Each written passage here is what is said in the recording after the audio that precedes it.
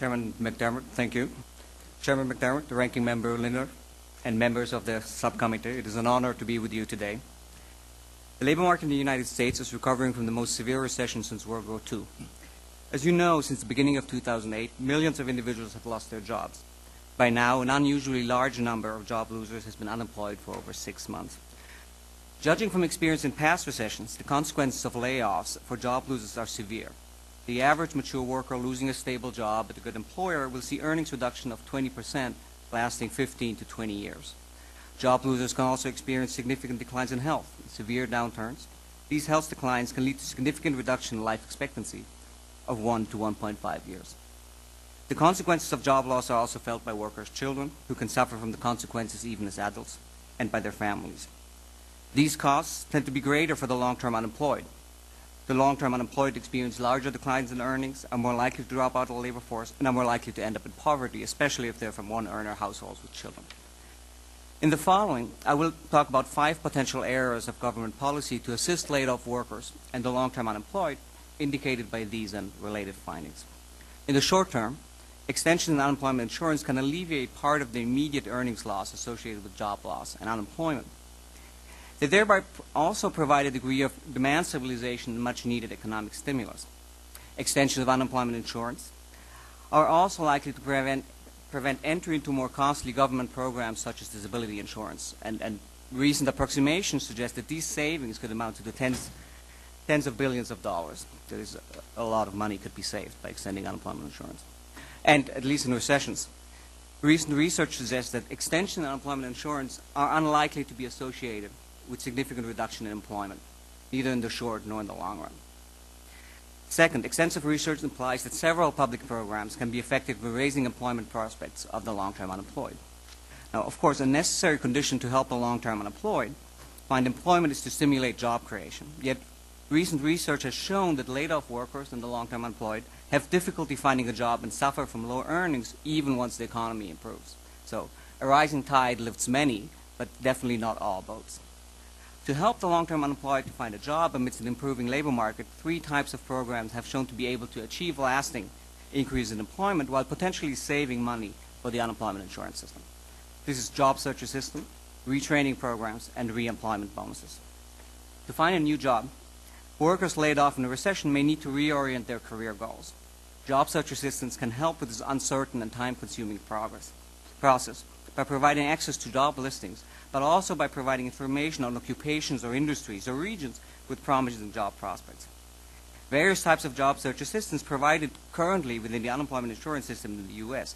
and in other countries have been shown to be efficient and cost-effective. Yet research also suggests that the current infrastructure, say, of one-stop career centers could be much improved and extended to provide more efficient and cost-effective services. To reorient or restart their careers and improve their job prospects, some unemployed workers will have to acquire new skills. Some training programs have been shown to be more efficient and cost-effective at raising employment than others. For example, while completing technical training appears to be helpful for many workers, training in non-technical subjects is less promising. Thus, proper counseling of workers and subsidizing the right kind of training are likely to be important aspects in any effort to effectively retrain long-term unemployed and raise employment. Third, for some workers, a long period may elapse, especially for older workers, before they find a new job. These workers may have lost motivation, hope, or a realistic view of what wages to expect in the labor market. If targeted to workers most likely to exhaust unemployment insurance benefits, bonuses that pay workers to finding a new job can reconnect the long-term unemployed to the labor force. They can raise employment, and they can reduce the cost to the unemployment insurance system. An advantage of these policies that I just discussed is that they have been evaluated and implemented within the current unemployment insurance system. Of course, these policies cannot substitute for a rise in job creation, but they represent a potentially important complement to help make sure the long-term unemployed and the finances of the unemployment insurance system both benefit quickly from the onset of an economic expansion. Unfortunately, current research also suggests that government policy is less effective in helping to alleviate the large lasting reduction in wages that eventually follows a typical job loss. While some training programs have been shown to raise earnings, the loss in earnings is just much larger than any increment that a training program can give. These large and lasting earnings consequences of layoffs have several important consequences. The first is that given the increasing evidence that the children of job losers and of long-term unemployed can suffer even when they're in their adult life, it may be worthwhile thinking of policies of how to help children of unemployed workers. For example, the current system of financial aid to college could be expanded to prevent especially low-income students to drop out of college because they can't find a job to finance their studies.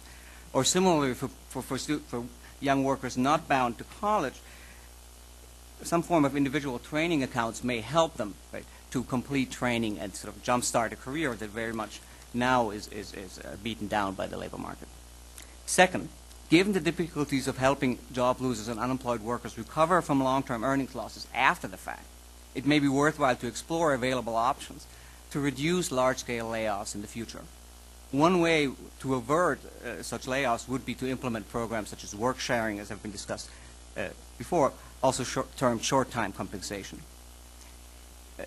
This would prevent the decline in spending power, but before it happens, right, it avoids the dislocation and long-lasting earnings loss of laid-off workers, and it may be cost-effective from society's point of view.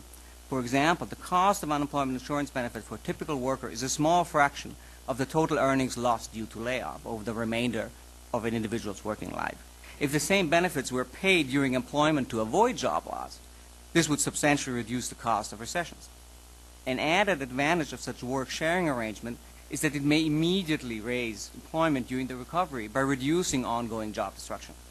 Such a system of work-sharing has already been instituted in 17 states. However, the current system may have to be expanded and publicized to have a visible impact on ongoing job destruction and to have a substantial impact on employment.